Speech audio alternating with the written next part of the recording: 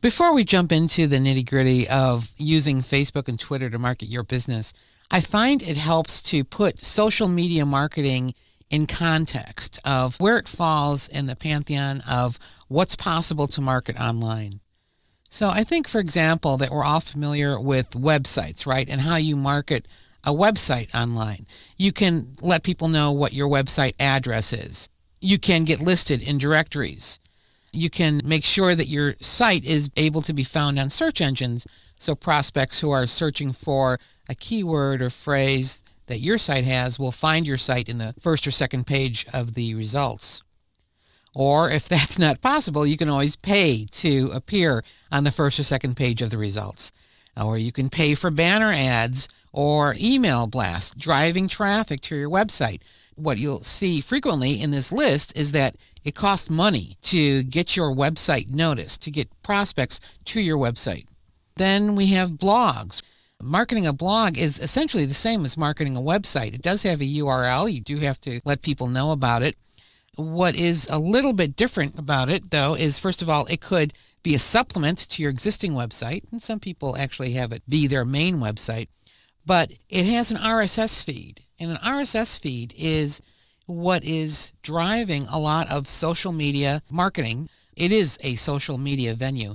An RSS feed is a subscription that people can retrieve on their own time with RSS readers. Google has one, and all sorts of different places offer them for free, so that instead of always going to your blog to find out what's new, if you've posted anything, their RSS feeder will automatically retrieve it and link to it.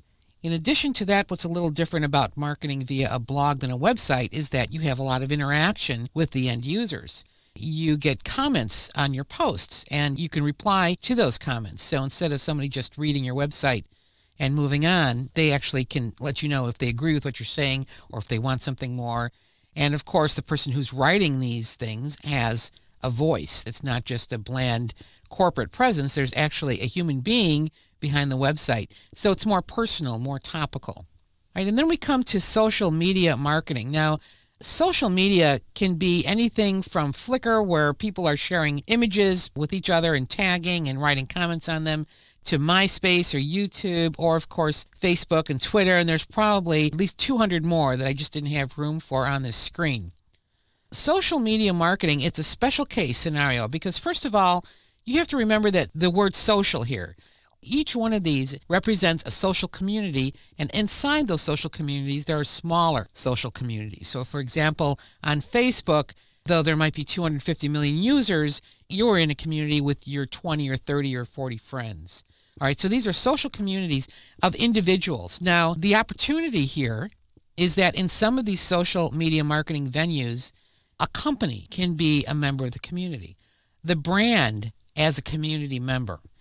Now, that's only going to work, though, if the brand, if you, representing your company, participates in these social media with complete transparency, that you're not trying to hide the fact that you are promoting your company, and also that you're honest about it and that you're a good citizen. In other words, you're not constantly pitching your company's wares, but you're actually contributing to the social community in whichever way the social community expects. So you are posting pictures, or you are talking about your status, or you're sharing bookmarks, but you're just doing it as a representative of the brand.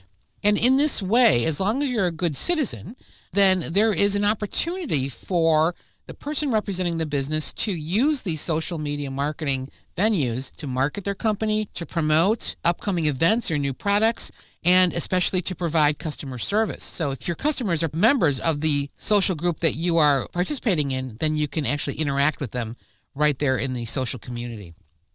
One of the most powerful things, though, about marketing your company in a social media venue is that because they're social, people share things, right? And so they share good things and bad things. And hopefully the good interactions and the good citizen that you're being are going to be shared with their subgroups as what I call word of keyboard. So that if you are posting interesting content, or you are doing exceptionally well at giving people discounts for certain products and so on, they're going to share that fact with their friends who are also going to start becoming members of your community on that network. And that's where the real power of social media marketing can occur, with this really viral effect. It is important also to keep in mind that the kind of marketing or interactions that you're doing online with the social media usually is not the end goal. You're not actually posting tweets on Twitter just to talk to people. There is a goal of trying to drive the traffic to a certain marketing step. So it might be, and it usually is, driving people to a promotion or product or story on your website or on your blog, because, it's very easy for somebody to just click a link and jump over there. You could, of course, drive people to an actual event at your brick and mortar store or to subscribe to something they can hold in their hands, but almost always you're taking this intermediate step of driving prospects and clients to another website. Now, out of all the different kinds of social media marketing venues there are, I've decided to focus on just two for this title, on Facebook and Twitter. So why these two? Because they are the fastest growing social media marketing venues as I record this, and they have been for the past 6 months. I went to Google Trends. I don't know if you've ever seen this site. It's really great. Just go to trends.google.com, where you can enter any keywords or phrases that you'd like. You can compare multiple ones by putting a comma in between them. And then Google will show you two graphs that indicate how often those phrases have been searched for during a certain time period and how often they've been mentioned in news sources. So here I've entered Facebook, MySpace, LinkedIn, and Twitter. And for the past few years, Google has mapped them out. So take a look at MySpace. That's the red line. So MySpace is actually a very powerful social media venue, but starting at around the beginning of 2008, Facebook grew exponentially. And MySpace is still a viable venue, especially if you're a musical group, but most people are moving to Facebook if that's the kind of social interaction they want. Now, LinkedIn barely shows up. It's the yellow line. You can see it sort of in the news reference volume graph toward the bottom. But LinkedIn is a wonderful social media venue, but it's not really for business to consumer marketing. It's more of individual professional to individual professional marketing. So that's why we're not really going to be talking that much at all about LinkedIn in this title.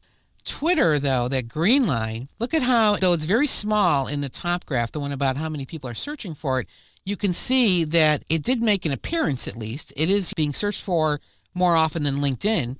And look at the bottom graph under news reference volume to see how often it's been mentioned in news sources, even more often than Facebook. So that's why I believe that you can market in one or the other or both and have them work together synergistically. And that's why we're focusing on those two and a couple other reasons. Like I said, they're fast growing. So in other words, this is where your customers are. These are where your prospects are. They're on Twitter and Facebook. It's very easy to get started with these two services, as it is with most social media services. But these two specifically, really all you need is an email address and a very simple process signs you up and get you started. They can work together. So things that you do in Twitter can populate your Facebook presence and vice versa. Both of them offer a way for businesses to be good social network citizens, as I mentioned, especially Facebook, which has a whole part of it that's just for business marketing that we're going to be looking at in depth in this title. And the best thing is that they're free, right? In this economy, sometimes you have to think twice or three times before you're going to spend hundreds of dollars on a banner ad or for a search campaign. If you're trying to drive traffic to your website, if you're trying to market your business, why not use something free where all your customers are hanging out on? So that's another reason why we're going to be looking at Twitter and Facebook and how to use them to market your business online.